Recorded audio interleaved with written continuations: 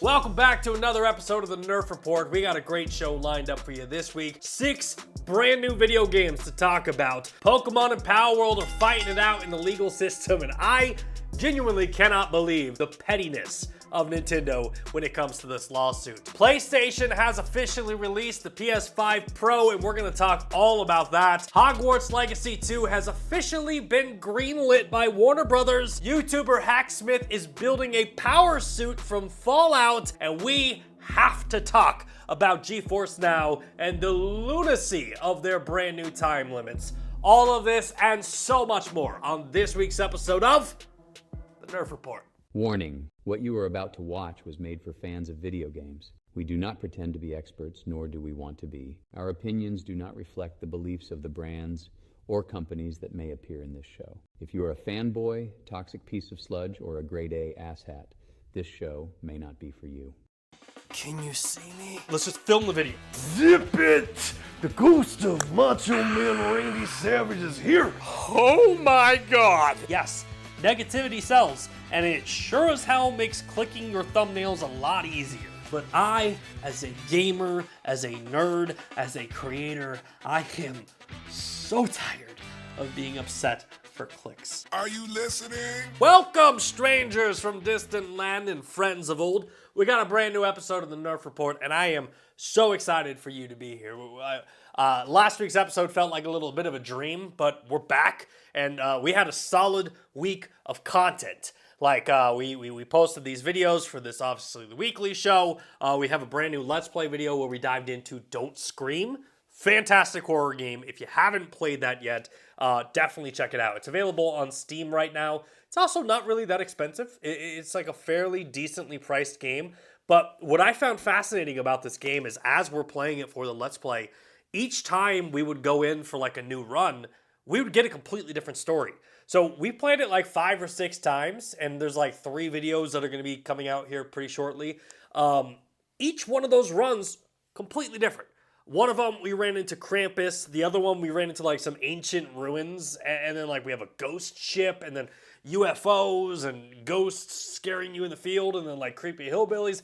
There's so much depth to this game. And you would think like the object is you don't scream. How deep could it get? I have beaten the game, but I'm still thinking about going back and playing it just to see everything else that's in this title. But yeah, if you're interested in seeing Don't Scream, definitely check out our video where we dive into the gameplay. We've got a little bit of a series going on, so for like the next 2 or 3 weeks, I think we have like Don't Scream videos coming out, so you'll be able to see that and kind of some first-hands. And as I was kind of alluding to, like it feels weird because last week's episode we're like, we're back, but like we're back in a big way. Where we're doing Let's Play videos, we're doing this weekly show, but also for channel members, they're getting exclusive content. Every single weekday, we are uploading a new show called The Daily that takes all the day's gaming news, puts it in one show, and we kind of have a little more relaxed conversation. It's not as like presented as this one is. So if you haven't done so already and you haven't considered becoming a best friend or a casual friend, please do, because that content, I'm really enjoying making it. I know the people who are watching it are enjoying it as well.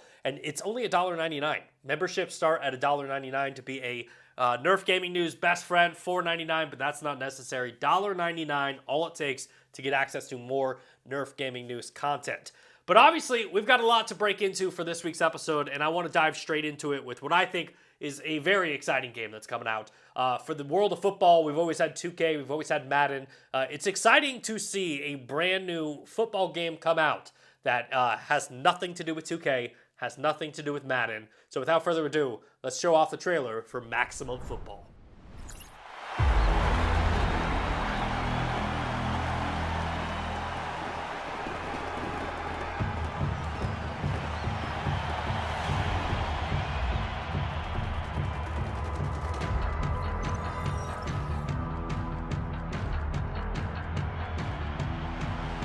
There's the home squad, greeted by the roaring crowd. Go, go, go!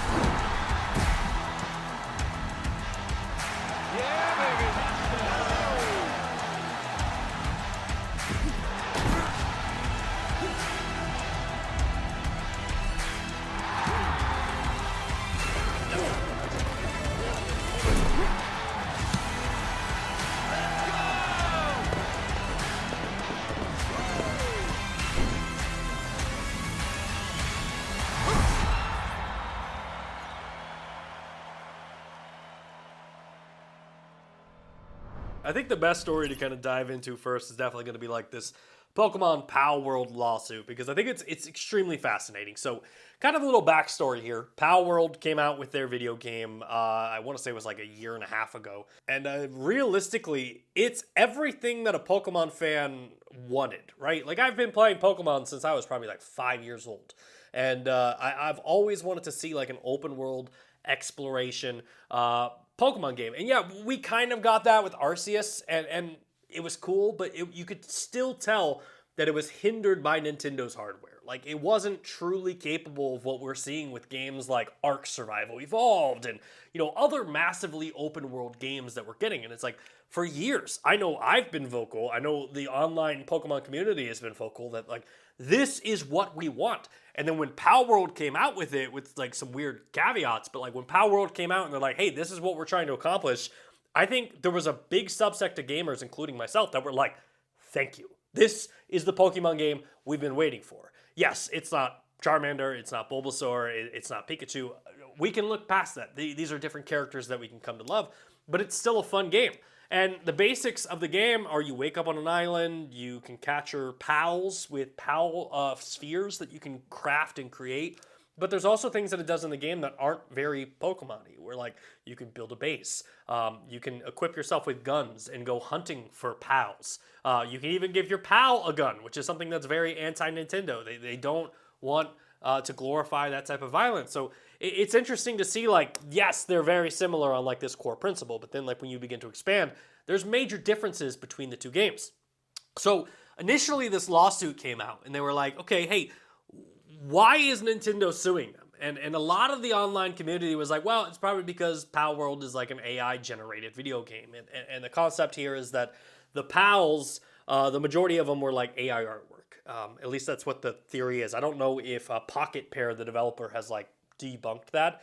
But the way these AI engines work is you give them a lot of like examples. You're saying, this is what I want, this is what I want, this is what I want. And so you're feeding them with like cartoon characters and other Pokemon and monsters. And you say, create me 50 original pals. And so like the AI engine is going to spit them out. But because AI is learning off of like images of Pokemon, they're going to be spitting out images that kind of look similar to Pokemon. And you can go through the PAL decks and like see 100%. You're like, oh, that looks like this one. That one looks similar. And there's been countless articles written about this. And from my perspective, I was like, that's where Pokemon has their best case. Is Pokemon could say like, hey, you used copyrighted imagery. You used our trademarks, our IP to do this. And I think that there was a really valid argument out there. Turns out, this week it comes out, that's not what this lawsuit is about. Because the PALWORLD developer Pocket Pair revealed that Nintendo and the Pokemon Company are suing Pocket Pair for 10 million yen. And what this comes down to is patent infringement. And they list the patents in this article, and I looked them up, and one of them just seems very vague, like just talking about video games. But the other two leave me like wondering, what the hell is Nintendo smoking? The first one is like, hey, we've patented the video game concept of throwing a ball at a creature and capturing it. And I'm like, how the hell do you capture? Like there's so many other games that you throw things at them and you catch them. I think even Ark did it with like their Ark spheres. Like you can throw an Ark thing and capture your Ark character. I just genuinely don't understand how that could be a patented video game concept. But then the second one that is ridiculous is that Nintendo said that they patented the way of riding creatures that you've captured. So in PALWORLD and in Pokemon, you can like ride your characters, whether it's like flying or running across fields or swimming across oceans. You can use your creatures or your monsters as like a form of transportation. Which again, I don't understand how Nintendo can sit here and be like, "Hey, we've patented the idea of riding a mount." Like, what are you going to say to Assassin's Creed, who has people riding horses, or any game that you can ride a dragon, or something that you can ride like there are so many games in the history of video games that have mounts that I don't think Nintendo gets to stand on this precipice and say, we've invented the idea of mounts.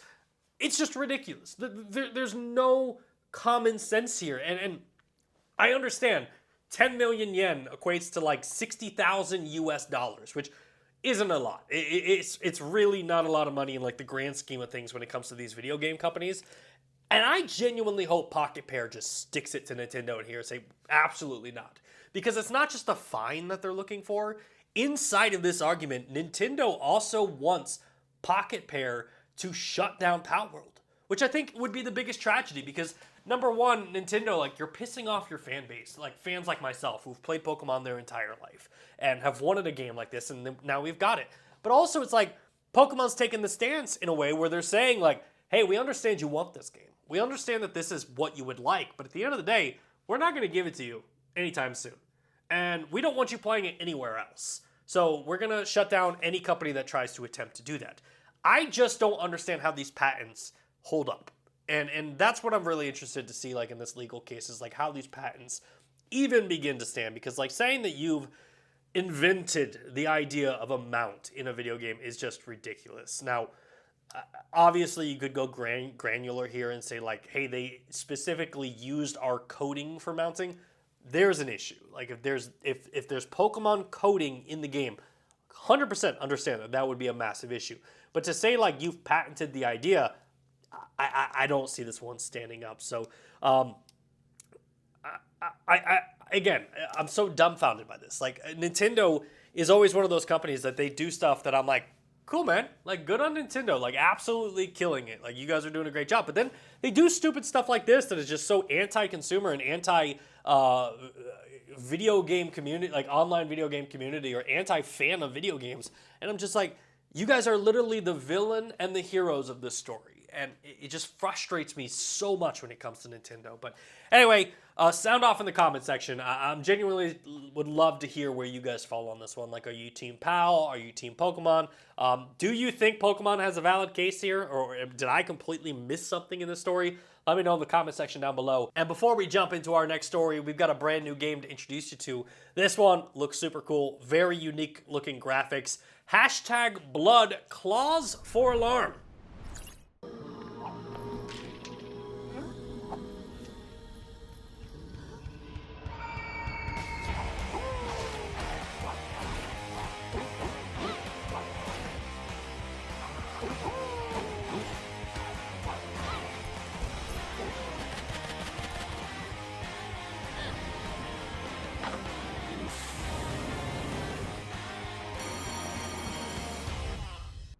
Big week for PlayStation, and I honestly don't think enough people are talking about this because Sony, if you're not aware, has released the PlayStation 5 Pro. It is officially available now, and as far as consoles go, the PlayStation 5 Pro might be the most powerful consumer console ever created. The console itself has an AMD Zen 2 8-core 16-thread processor with RDNA-based graphics engine, 16.7 teraflops, 16 gigabytes of GDDR6 RAM for gaming, with an additional 2 gigabytes of DDR5 RAM, of course, for console tools, and the console itself comes with a 2 terabyte solid-state drive. Now, all of that can be yours for the low cost of $700 US, and there is the story in all of this. $700 US, because I thought the PlayStation 3 was ridiculously expensive when I purchased it, and I remember there being such an uproar and such a cause for concern when it came to this. But, like, realistically, $700 for a console, I'm not arguing that the tech isn't good and the tech's not worth it. It's just, in this generation, I feel like Sony has struggled to make a case as to, like, why I should be spending $700. And I always go back to the PlayStation 4. And I understand we're talking about different things here, but, like, the original PlayStation 4 was cool. It was great. I still own my original PlayStation 4. But the time that the PlayStation 4 Pro came out, the argument to upgrade made 100% sense. Like, I was playing games like The Last of Us or Spider-Man or like other PlayStation 4 games, and my PlayStation 4 would sound like an F1, like an F engine. Like, just, it'd be roaring in my office, and it would be like, I've got to turn the TV up louder to ignore the fan. And, like, the entire time, it's just static fan noise. So when they were like, we're coming out with the PlayStation 4 Pro that doesn't do that, 100% makes sense. When it comes to the PlayStation 5, it's extremely interesting because it's like, I don't see a need to upgrade. And that's just me. Like, there's never been a game that is coming out for the PlayStation 5 cycle that I've played yet that I'm like, ooh, this looks rough. Or I wish I had more hardware to consume this. Now, to PlayStation's credit, they did give us a list of like 55 games that have been like modified or updated to perform better with the PlayStation 5 Pro. This list is massive, and of course I'll link to it in the description down below. But you got games like Apex Legends, Assassin's Creed Mirage, Baldur's Gate 3, Call of Duty Black Ops 6, EA College Football, God of War Ragnarok, Marvel Spider-Man 2, No Man's Sky, PALWORLD, Star Wars Jedi Survivor, and the Last of Us series. All games that with using the new PlayStation 5 Pro, it's estimated that like, hey, you will get a significantly better experience with using it, which look, I'm all for. But again, I don't understand the need to take this to like the next level. Like, none of those games sucked. None of those games performed so poorly on the PlayStation 5 that I'm like, man, wish I had it. Like, I struggled this week because like I was trying to come up with a joke of like what PlayStation could have done with the PlayStation 5 to make me want to like upgrade to the PlayStation 5 Pro. Like, what tools or what features? And I struggled because I feel like we're in a moment in gaming that like we're in such a good point when it comes to graphics and experiences and gameplay that anything that's going to be past this is just going to be so minuscule. Like, you're not going to be able to notice it. Like, if you were to take the N64 and then go to the GameCube, the differences are noticeable. If you go from the GameCube to the Switch, noticeable. If you go from PlayStation 2 to PlayStation 3, noticeable changes. PlayStation 3 to PlayStation 4, same thing. PlayStation 4 to PlayStation 5 was that first generational leap that I don't think we have seen a console truly show me like, oh shoot, we are in the next generation of gaming. Now that being said, the people who have spent $700 are totally in on this console. I've seen tons of videos of people online absolutely loving their consoles, and mazel tov to y'all. So happy that it was worth your experience. For me, I guess it's like I've got to see it firsthand. I'm sitting here and I'm not really seeing anything online that I'm like, oh, I need to get this. But at the same time, it's like I can't really judge it until I have it. So it's like, do I go out and spend $700 and test it out firsthand, or like do I just beg Sony to send me one? Which at this point, Sony's not going to send us one. Like, Sony sends it to the Kind of Funnies and the IGNs and the GameSpots of the world, the Nerf Gaming Newses of the world, the independent gaming media. We get, what do we get? we don't get much. But yeah, anyway, I did want to at least shout out Sony here because the PlayStation 5 Pro is available. If you've been holding off on buying a PlayStation, definitely possibly consider getting the PlayStation 5 Pro instead of the standard, because it is kind of going to be the flag bearer of the platform. But to my understanding, the standard PlayStation 5 is still going to be available, so there shouldn't really be any issues there. Now, of course, from the world of PlayStation, we're going to jump into a new story. But before we do that, we got a brand new game for y'all for the world of virtual reality. MetaQuest players, I think you're going to enjoy this one. We got a brand new VR game called Game Night.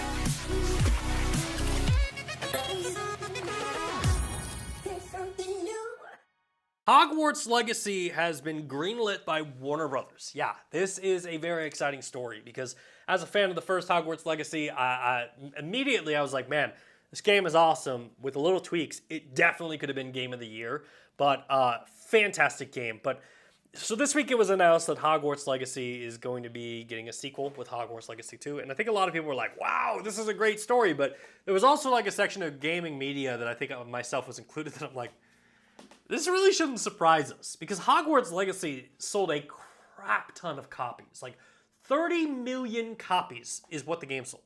30 million copies. If the game would have sold 10 million copies, we'd still be getting a sequel.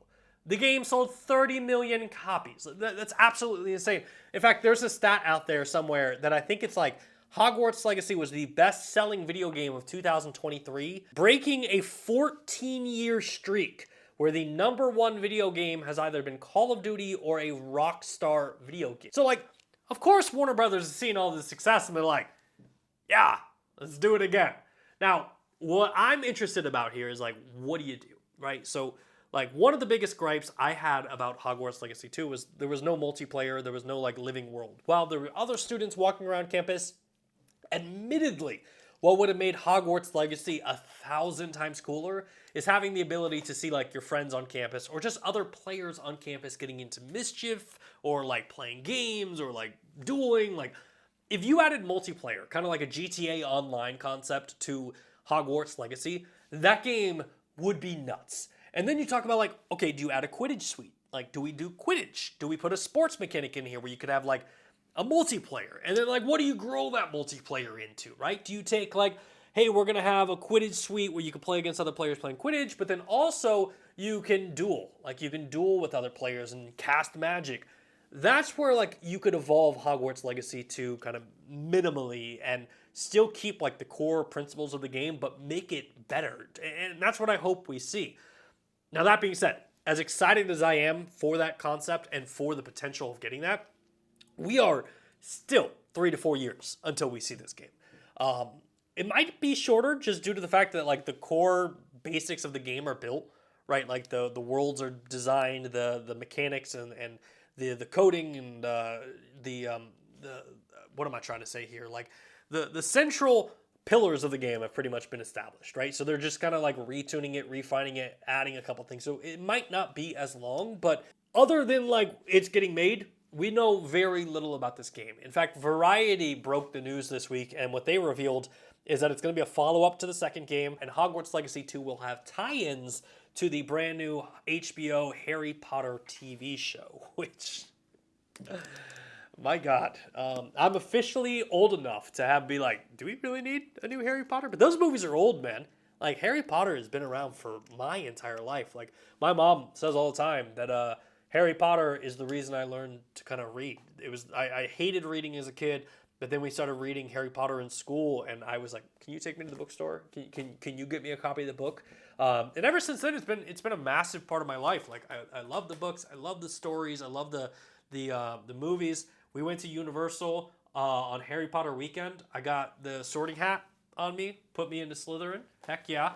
Shout out to my fellow Slytherins out there. But I got a wand. I did the whole experience. Like, I love the world of Harry Potter, and I want more. So, like, when you look at a game like Hogwarts Legacy and you think about, like, oh, we're getting a sequel, 100% I'm in. Like, I want more of this world. I want it to be expanded. I want to see more. And personal story, last week, we went to go see, my wife and I, we went to go see Harry Potter and the Cursed Child. My cousin's high school was performing it, and didn't really know much about it because I was like, it's a play. I'm not going to read the script online. Like, I'll wait to having the opportunity to actually see it. And I was kind of moved by the story. I know that's weird to say, but it's like you have these childhood heroes that you grow up with, and you assume that when Harry defeats Voldemort, that it's like happily ever after, right? But then you get this glimpse into Harry Potter as a dad, and you realize, oh man, he's kind of struggling being a father. So, like, that's tough, but great play. I mean, it was fantastically written, and it's like, the more we can get of this world, the more I'm all in. Like, I loved The Cursed Child. It was such a cool story, seeing all of these guys as grown-ups and then seeing their kids kind of struggle with the same concepts of, like, you know, hey, how do we manage this school of wizardry? And knowing that they're going to be expanding it, and, like, does that mean if it's going to tie into the HBO series that we're going to get Harry in the game, we're going to get Hermione in the game, like, we might get, you know, Dumbledore? Is Dumbledore going to be one of the headmasters while we're in it? Like, that's the stuff that I'm like, okay, 100% in. Like, this is going to work flawlessly. And I think we've always been talking about, like, hybrid media and these companies trying to buy up properties just to do stuff like this. And this is what we're seeing, right? Like, you're going to watch the HBO series, and then it's going to be like, hey, you should go check out the video game. Super cool. Check it out. And then, like, you go experience it. And that's the future of gaming that excites me. And yeah, I mean, again, I don't know if there's anyone out there that, I shouldn't say that. There's definitely a group of gamers who are upset by Hogwarts Legacy and Harry Potter being in the news right now, but like I think the majority of Harry Potter fans, the majority of Hogwarts Legacy players, are excited at the prospect that we're going to be getting a sequel. So yeah, we'll definitely be keeping a close eye on this one, and I cannot wait. But before we move on, of course, we have more games to show you. This one, a tactical first-person shooter game called Delta Force.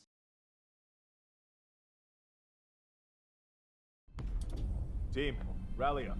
We've got a new mission. Operation Lightning Strike. The situation at Zero Dam is now very serious, with conflicts escalating between Havoc Corps and Alsara Guard. It's time to take action. Objective: collect and decode the Mandelbrick located at the tourist center at the southeast region.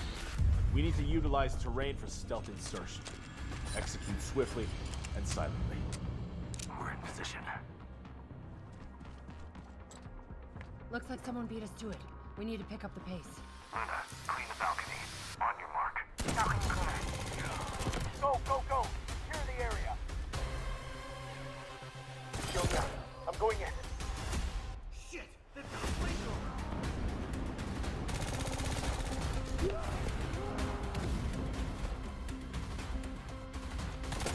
Engaging! Second floor!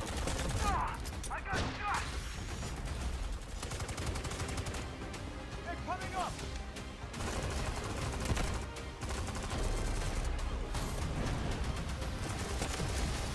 All clear. Prepare for decoding. That's all for mission briefing. The drill is over. Operation commences. Good luck.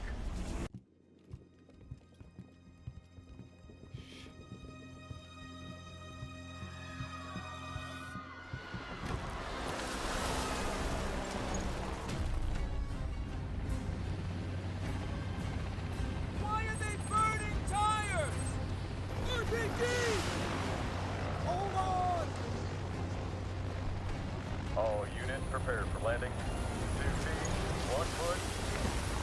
Clear. Secure and capture a team in your cabinet. Over. Get down! Get down! Enemy tank! Tank fight!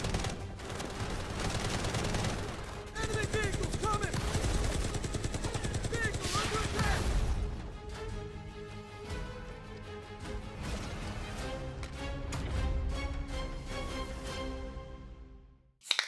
Popping out the Monster Energy drink for the show. We've officially reached the Monster Energy drink hour of the show. That's right. I was scrolling on YouTube this week, and I saw a video that I absolutely loved, and I wanted to share it with y'all here because super cool. So Hacksmith is a channel that has always done like super nerdy and super cool concepts. We're gonna make Captain America's shield. We're gonna make Iron Man's suit. We're gonna do like all these things that you see in nerd culture, but we're gonna like hack them and we're gonna create them here. But this time, they decided to make the power armor from Fallout. Yeah, and just a warning, I'm about to make us all feel really old here. The first Fallout game released 27 years ago. And I'm surprised it took us this long.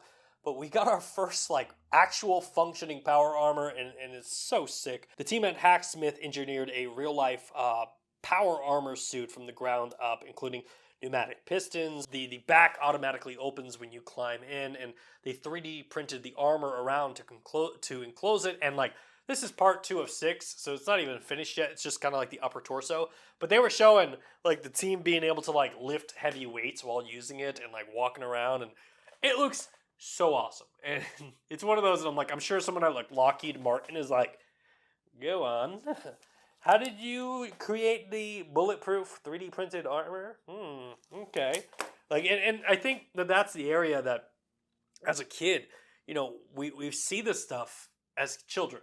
And like, you see the games and you assume like, oh, that'll never happen. But like, now that I'm an adult, 27 years since the first Fallout game, and I'm like, some dude is building this on YouTube. It's not even the government. It's just like a guy building it on YouTube. And you have to assume that we're going to start seeing more video game technology increase. And like, I don't know. I've never been to war. I've never been to soldiers. I've been a soldier. I have to assume that there's like technology that we had in, that were like ideas in video games that probably exist now.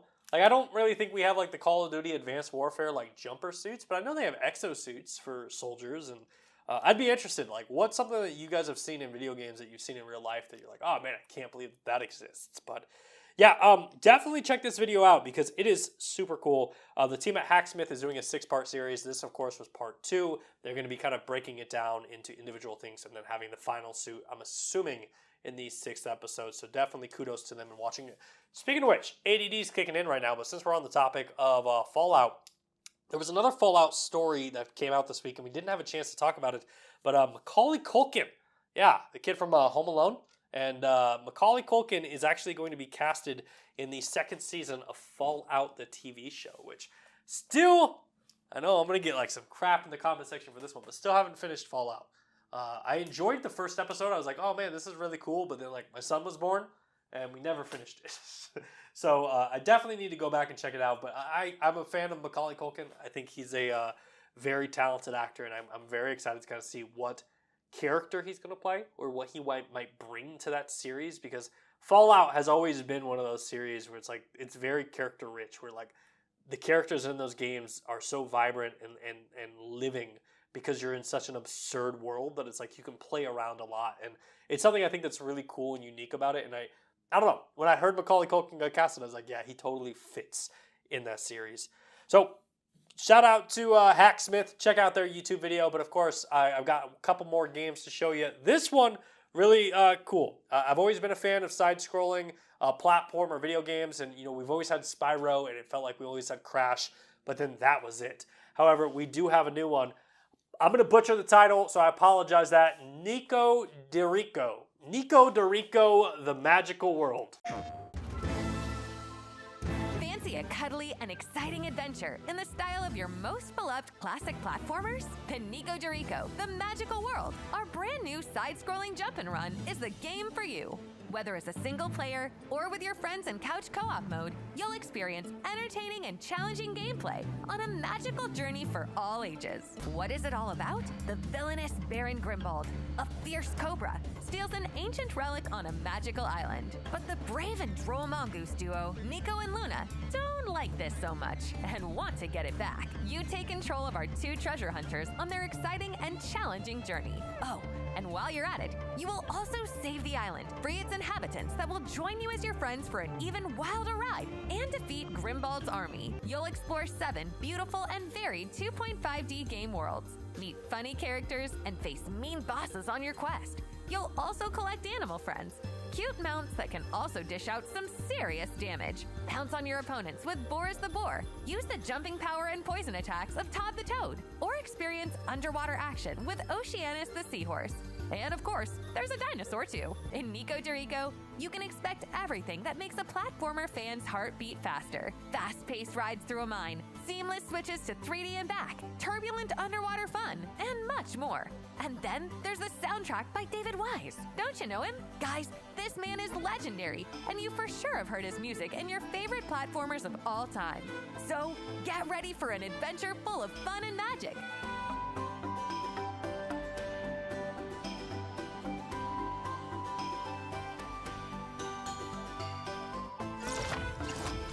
I'll tell you what, Pokemon trading card game, the Pocket Edition, I shouldn't even say edition. Well, we shouldn't even say like it's the edition. We should call it addiction. The Pokemon trading card Pocket Addiction is what I'm going to be calling it, because 100% is kind of what it is. Like, because I have it right in front of me right here, right? Like, halfway through the week, a story dropped about like how well that this game has been doing, and I'm like, where did this come from?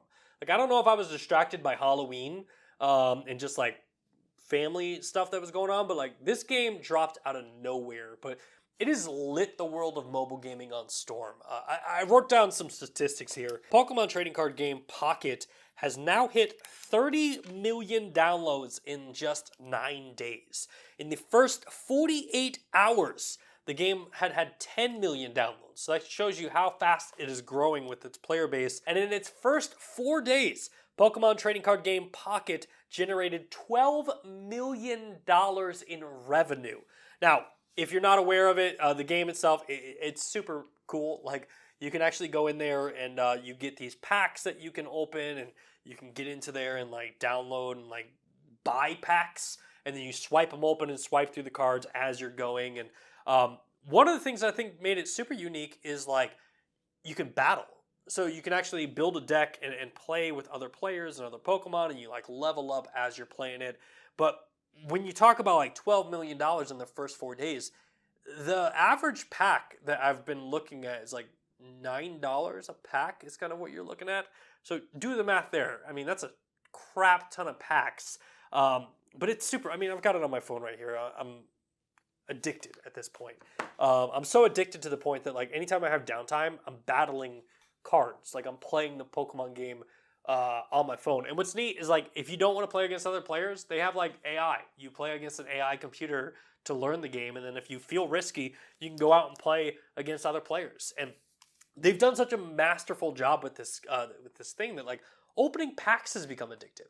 Like my daughter, who's 3 years old, saw me swiping to open a pack, and she's like, "Can I open one?" And of course, being a dad, it's like, "Yeah, sure." And now, anytime she's like, "Can I open a pack?" and I'm like, "Okay, we got to like nail this down because I'm not buying packs." So you get 2 free packs a day. That's kind of how I've been managing, is just like doing 2 packs a day, and then as you unlock stuff, you kind of can get some extra ones. But fantastic app. Definitely check it out if you're addicted to stuff. Like mobile purchases and you get addicted to video games very quickly, I wouldn't recommend it to you. But as far as like if you're a fan of trading card games and if you're a fan of Pokemon, it's definitely worth checking out. What a wild episode. We bashed Pokemon in like the intro, and now we're like, holy crap, Pokemon's the greatest. But this game is so cool. Like I applaud them for what they accomplished here. And my wife and I, we went to go see Pink this week up in Dallas, and while they were like the opening acts were going on and like while we're waiting for Pink to come on stage, 100%, I'm just there just like playing Pokemon on my phone. And it's such an easy travel experience where it's like you don't have to travel with your decks. And it literally, I was talking with one of my friends who also plays trading card games, and you know, we're both into Lorcana, which is another cool trading card game. But after playing this, I'm like, man, I wish every trading card game would do this. Like I wish this would just be the standard. You know, the idea of like you have a digital collection, you know, NFTs are easy to understand. So like the idea of these Pokemon cards are easy to understand enough. But being able to like play the game virtually is also a huge thing that I'm like, okay, I can play it on here. Like I love Lorcana. In many ways, I think Lorcana is a cooler and more like fun game than the Pokemon trading card game is. But I would love to see Disney and Lorcana and Ravensburg come out with an app like this. Like, I would 100% embrace it, and I think it would be a fantastic thing. And I think you would also have a lot of new players who would embrace it, too. That they're like, okay, let me check out this trading card game. So, sound off in the comments section. Are you addicted as I am? Have you checked out Pokemon trading card game? Kudos to the developers. Obviously, you've ruined my bank account this week, but that's why we're doing this show. We're doing this show to feed my Pokemon card trading card game addiction. So, we got another new game. This one might be the most unique game of the show. Empire of Ants. Yeah. I think we can all understand what that is.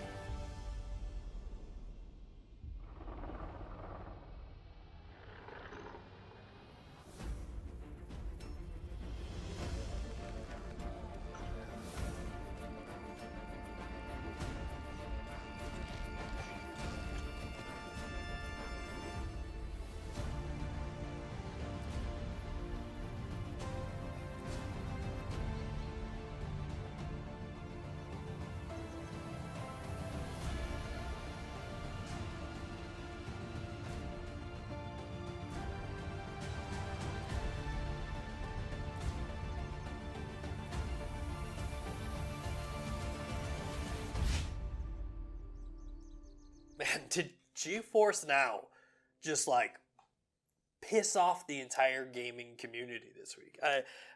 I didn't.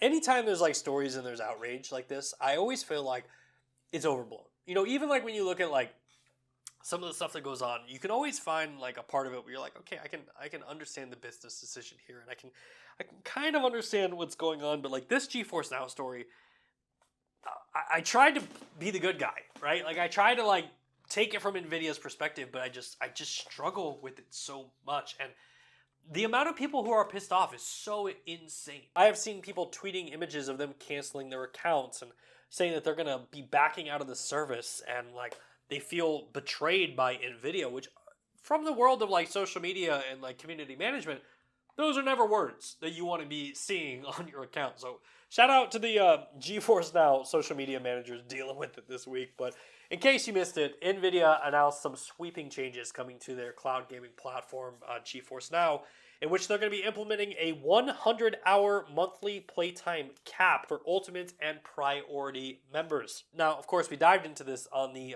daily. 100 hours equates to like 3 hours a day. 30 days in a month, 3 hours a day, that's 90 hours. So you get like 3 hours and some change. For the average gamer, I feel like that's an understandable amount of time. For me, that seems like a luxury.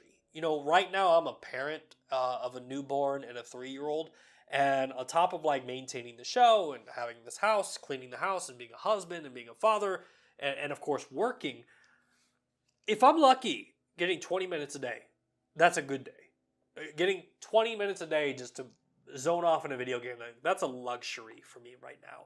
So again, the 3 hours doesn't really seem that terrible, but when you look at like the people who are subscribing to GeForce Now, I wouldn't say it's your average gamer. I would say it's your gamer who like likes to play video games. Like this is their escape. This is how they enjoy zoning out. And while 100 hours may not seem like a lot, there are some games where, because the way that it's designed, you have to be on. Like you have to be playing. Like if we're talking about like my Destiny 2 days, 100 hours a month, I mean, I was hitting that beyond that in Destiny. Like the original Destiny, we were probably doing like 4 to 5 hours a night in that game. So you're talking like 150 hours. So the idea is like if I was playing on GeForce Now, I would be out of luck. They'd be like, you can't play anymore. Sorry, your service has been shut down. And the caps, to what like Nvidia is saying here, it's like, I wrote this down because I wanted to make sure we covered it. Nvidia is saying that these caps are being implemented to avoid increasing membership costs. And you have to take them for their word, right? Like I can't be like, that's a lie, because Nvidia clearly said it. Like that's their PR release that they said. And it's so wild to me, like to think that like, hey, we're just trying to avoid membership costs, because for the most part, GeForce Now, the Ultimate tier, I think is one of the most expensive tiers on the market. Like for what you get, it's the most expensive option. Like even with Xbox Cloud Gaming, when you do their Ultimate tier, you're right around that price range, but you at least get a library of like 200 games. With GeForce Now, I don't think you get an active library of video games. I think you have to play the games you buy, and that's how that works. So please correct me if I'm wrong there, but I also feel like you're charging so much for your service.